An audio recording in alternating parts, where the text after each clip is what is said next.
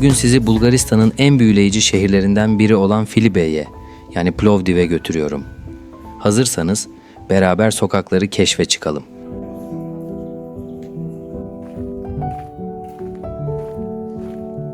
Burada gezerken resmen sanata doyuyorsunuz. Her duvar, her pencere adeta bir sanat eseri gibi.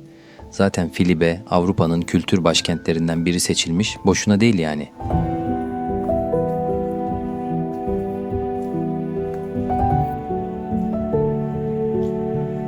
Burası Filibe'nin ünlü Eskişehir bölgesi. Şu taş sokaklar, şu tarihi evler, sanki zamanda geriye gitmiş gibi hissediyorum. Her köşe başı fotoğraflık, her evin bir hikayesi var gibi.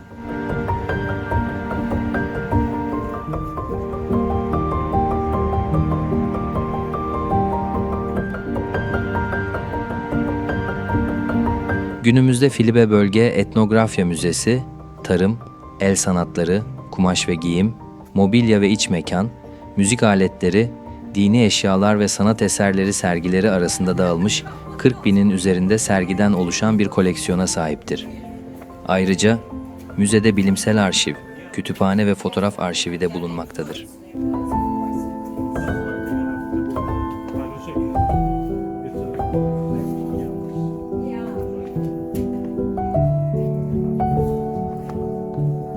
Avrupa'nın en eski yerleşimlerinden biri olan Filibe, tam 8.000 yıllık bir geçmişe sahip. Roma, Bizans ve Osmanlı izlerini her köşe başında görmek mümkün.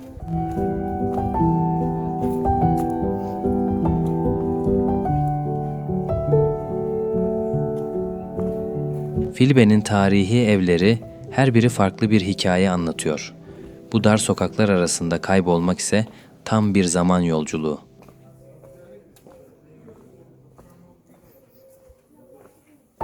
Filibe'nin eski sokakları resmen başka bir dünyaya açılan bir kapı gibi.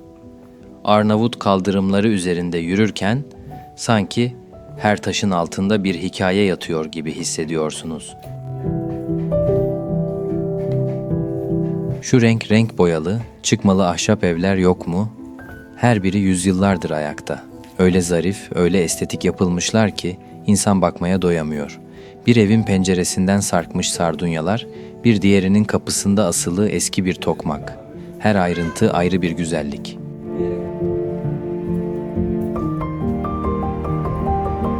Ve en güzeli de şu, her adımda tarih fısıldıyor kulağınıza.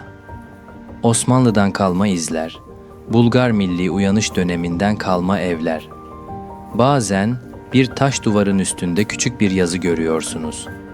Bazen de sıradan bir kapının ardında küçük bir sanat galerisi keşfediyorsunuz.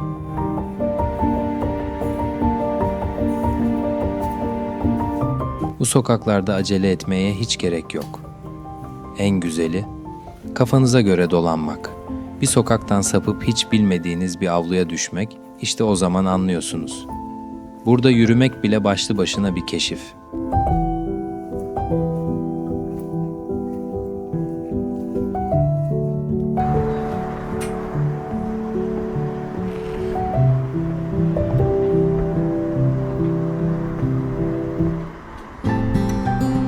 İşte geldik Filibe'nin en büyüleyici yerlerinden birine, Roma Antik Tiyatrosu.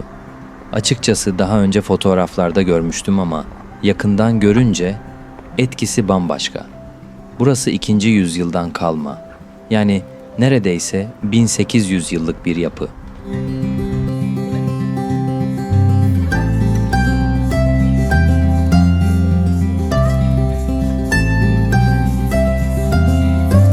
Filibe sokaklarını gezerken karşıma çıkan bu yapı beni hem şaşırttı hem de etkiledi açıkçası. Burası Filibe'nin tam merkezinde yer alan Cuma Camii. Osmanlı döneminden kalma, yaklaşık 600 yıllık bir yapı ve hala ayakta, hala dimdik. Caminin mimarisi gerçekten çok güzel.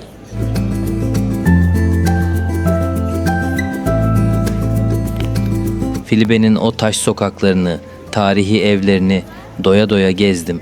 Vallahi insan ayrılmak istemiyor. Ama şimdi biraz da şehrin modern yüzüne bakalım diyorum. Eskişehir'den çıkıp Yenişehir tarafına doğru yürüdüm. Birkaç adımda bambaşka bir dünyaya geçiyorsunuz resmen. Arnavut kaldırımlı sokaklar yerini düz, geniş caddelere bırakıyor. Binalar daha yüksek, trafik biraz daha hareketli ama buranın da ayrı bir enerjisi var. Ana cadde boyunca kafeler, restoranlar, mağazalar sıralanmış. İnsanlar sokakta vakit geçiriyor, alışveriş yapıyor. Bir yanda gençler sokak müziği yapıyor. Şehir burada biraz daha canlı ve tempolu.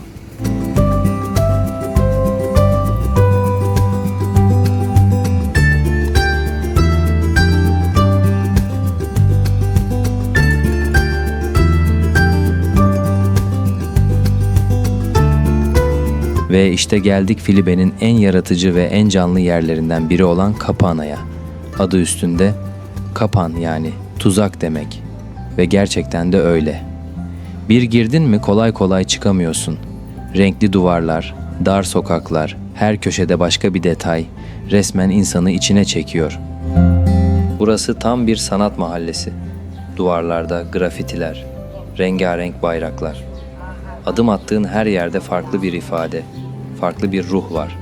Her şey öyle özgün ve yaratıcı ki insan ister istemez yavaşlayarak yürümeye başlıyor.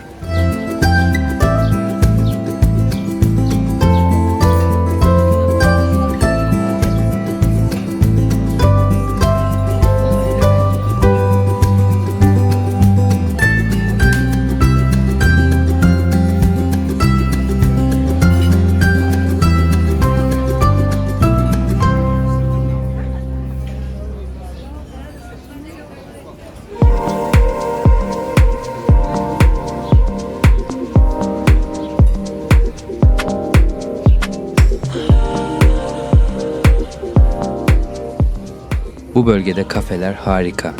Hepsinin ayrı bir tarzı, ayrı bir havası var. Kimisi retro döşenmiş, kimisi modern ama sıcacık.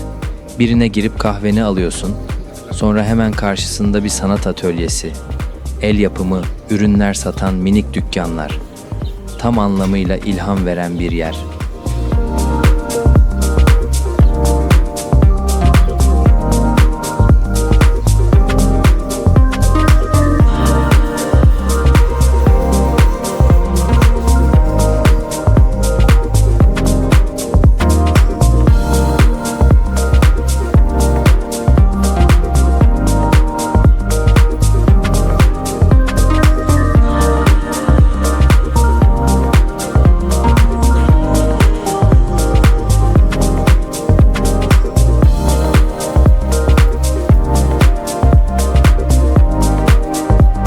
Kapana sadece bir yer değil, bir ruh hali gibi. İnsanlar sokakta müzik yapıyor, sokak lambalarının altında oturup muhabbet ediyor, bir duvara yaslanmış kitap okuyanı bile gördüm. Hem çok hareketli hem de bir şekilde huzurlu.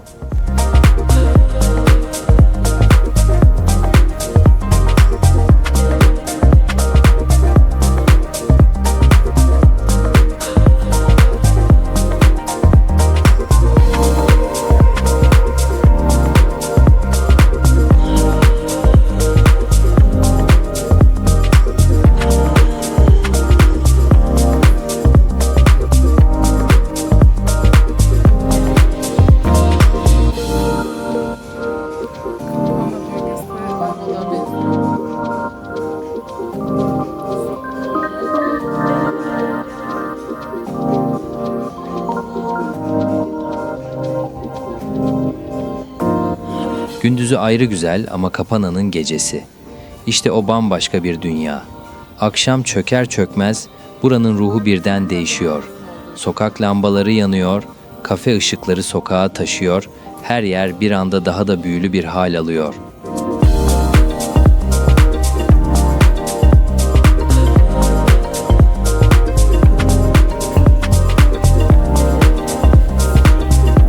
Her köşeden başka bir ses geliyor. Herkes bir şekilde keyif alıyor ama kimse kimseyi rahatsız etmiyor. O kadar dengeli ve doğal ki. Kafeler ve barlar dolu ama sıkış tıkış değil. Herkes oturmuş, arkadaş grupları sohbet ediyor, kahkahalar duyuluyor. Bazıları sokakta ayakta takılıyor, bazıları masalarda uzun uzun laflıyor. Kapana geceleri insanın içini ısıtan bir hareketlilikte. Gürültülü değil, sadece canlı. Filibe'ye gelirseniz bu bölgeyi akşamda ziyaret edin.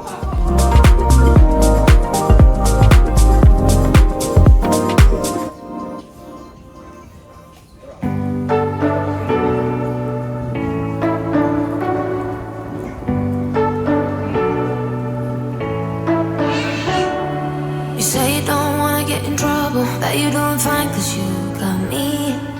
I don't wanna break your little bubble, but you gotta wake up to reality. Cause I can see in your eyes, your head is full of dreams. Tears are a proof of failure, you just gotta let them flow without judge. There's so many ways to be happy. You can do whatever you like. You don't have to be ready. You just gotta trust the right. Burada saatler geçirsen yetmiyor. Bence Filibe'nin modern yüzünü en güzel gösteren yer burası. Hem genç, hem yaratıcı, hem de geçmişle bugünü çok güzel harmanlamış. Yani Kapana'ya uğramadan Filibe turu eksik kalır. Evet, Filibe maceramızın sonuna geldik. Huzurlu bir gezi oldu benim için. Hem tarihle buluştum, hem sokaklarda kayboldum, hem de kendime küçük molalar verdim diyebilirim. Şu an Türkiye'ye doğru yol alıyoruz. Sınır kapısına geldik. Ne güzel bir şehirmiş Filibe. Sessiz ama derin, sade ama etkileyici. Belki bir gün yeniden, başka mevsimde, başka duygularla yine gelirim. There's so many ways to be happy. You can do whatever you like. You don't have to be ready. You just gotta trust the right. Don't have to be scary. You just gotta follow the light. You're able to be happy. You can do whatever you like. You don't have to be ready. İzlediğiniz için çok teşekkür ederim. Umarım siz de ekran başında benim kadar keyif almışsınızdır. Yeni rotalarda, yeni yol hikayelerinde görüşmek üzere. Kendinize iyi bakın. You don't have to be